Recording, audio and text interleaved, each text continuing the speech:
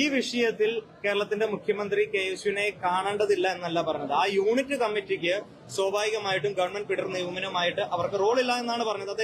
Technically അദ്ദേഹം പറഞ്ഞത് ശരിയായിരിക്കാം. അതിനെ ഞാൻ നിരാകരിക്കുകയോ അദ്ദേഹം പറഞ്ഞ വാദഗതി തെറ്റാണോ എന്ന് പറയാൻ ഞാൻ ആഗ്രഹിക്കുന്നില്ല.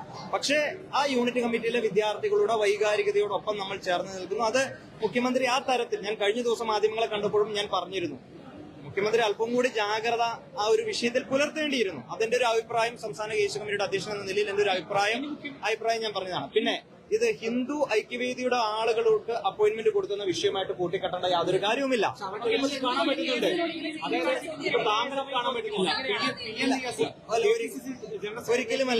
ഒരിക്കലുമല്ലോ. കേരളത്തിന്റെ മുഖ്യമന്ത്രിയെയും ഹിന്ദു ഐക്യവേദിയെ കണ്ട വിഷയവുമായിട്ട് ബന്ധപ്പെട്ട് നിങ്ങൾ ഒരു ചരടിൽ അതിനെ കോർത്തിണക്കേണ്ട കാര്യമില്ല എന്നാണ് സംസ്ഥാന കേസ് കമ്മിറ്റിയുടെ അഭിപ്രായം.